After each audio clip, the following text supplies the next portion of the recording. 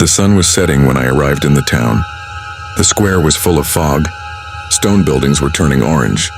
I had my bag in my hand and some money in my pocket. I headed towards the old estate agent shop at the corner of the square. There was a white-haired man sitting behind the desk. "There is a house, but no one has been staying for a long time," he said. I was curious. He drove me out of the town in his car. We stopped in front of the house with stone walls covered with moss, broken windows, and the door swinging from side to side with the wind. The grass in the garden was as tall as our height. The door opened with a creaking sound. A damp smell emanated from inside. There was a wide corridor, stairs going up, old photographs. The eyes in the photographs seemed to follow me. He handed me the key. At the time, I didn't realize that this decision was the biggest mistake of my life.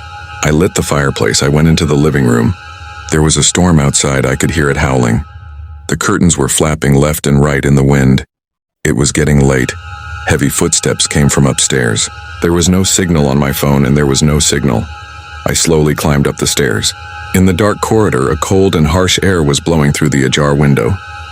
When I entered the room, it was empty. In the corner was an old doll with a dull face. I slowly bent down and picked it up. Just then, someone said "go" in a low voice behind me. I hurried down the stairs to the lower part. I turned towards the door, but it wouldn't open. There was neither a lock nor anything like a jam. It was as if a hand I could not see was not opening it. I looked out of the broken window. There were no lights on in any house in the district. There was only darkness and wind howling. That night, I decided that I was not alone in that house. I immediately jumped out of the downstairs window and ran away from that house.